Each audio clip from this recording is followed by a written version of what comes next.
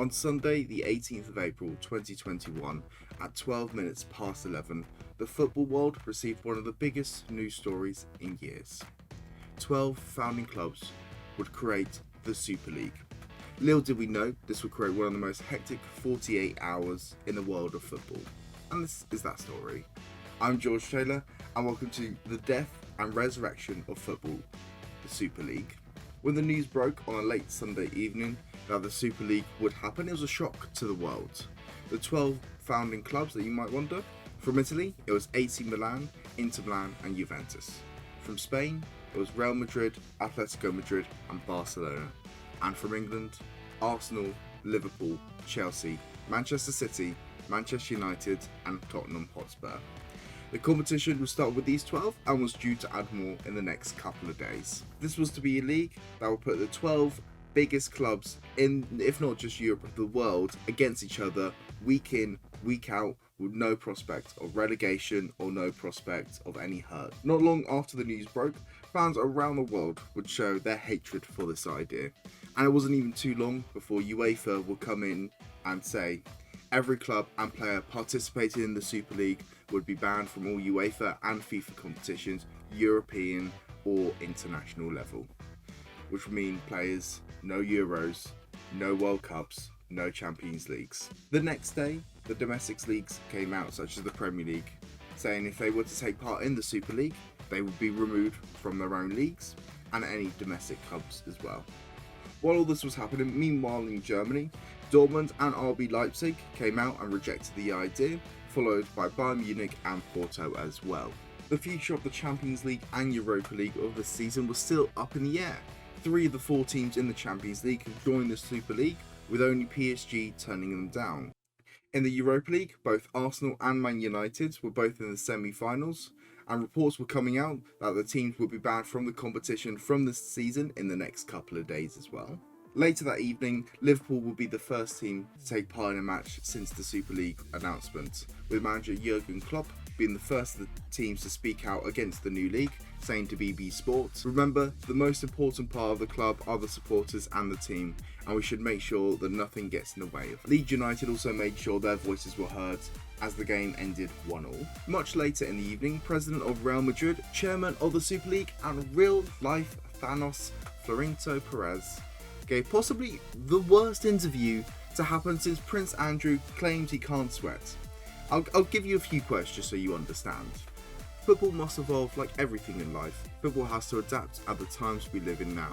Football is losing interest, TV rights are decreasing, we want to do the Super League, the pandemic has given us urgency, now we're all ruined in football. Even in the Premier League, if the top clubs are economically stronger, all the other clubs will also become stronger. It's a consequence. We want dialogue with UEFA as we proposed in the Super League. We want to save football. This Super League is not for the rich, but it's to save football. If this continues, football would disappear and by 2024 we would already be dead. This is the only way to save everyone, big, medium and small clubs. Barcelona are going through a difficult economic situation. Laporta immediately understood and accepted, like all the great clubs in the world. This Super League will save the entire world of football. The contract of the Super League is binding. Nobody can leave. We will work all together. All the clubs signed the contract last Saturday. There's no problem. Now you might understand why I called him real life Thanos. In the morning of the 20th of April, Jordan Henderson called a meeting of all the Premier League captains to discuss what's best to do from there on. Manchester City manager Pep Guardiola said in his press conference, "This situation of the Super League has to be clarified and why they have taken these decisions. Why is Ajax not involved with all their success? Explain this." Very much so, big clubs such as Ajax were not invited to this exclusive Central Europe League. Chelsea were due to play Brighton in the Premier League later in that evening, with the Seagulls wearing the same shirt as Leeds did the night before. Protests of hundreds outside Stamford Bridge were the beginning of the end for the Super League, as Petr Cech came outside to ask fans to be patient with him. As the flames of the Super League started to rise, Ed Woodward resigned as Man United Chief Executive Chairman due to the situation as well, but will stay on till the end of 2021. Rumours started to circle more and more, and players started one by one posting on social media with their disagreement with the Super League. Chelsea were also said to be looking for a way out of the league. However, Manchester City became the first team to officially announce they were pulling out of the Super League. At 10:58 PM, it became official, as all the Premier League clubs would start the process of leaving the Super League. And at 41 minutes past midnight on the 21st of April, the project was officially suspended, with Atletico Madrid and Inter Milan leaving the same day. So what have we learned? This is the fans' game. No matter the rivalries that have taken place in the past, for these days the football world came together to voice their disagreement of what is happening to their teams, that they did not want them to become franchises like that happens in the NFL.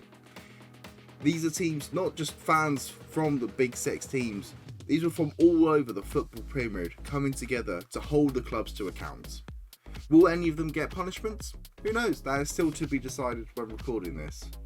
But all we know is that, at least for now, the Super League is dead, football returns to normal, and we can all relax. And if you have enjoyed, feel free to hit that like, subscribe, and even leave your opinions of the Super League down below, and we're interested to hear if anyone did ever find something good with it. But as ever, thank you very much for watching, and see you later.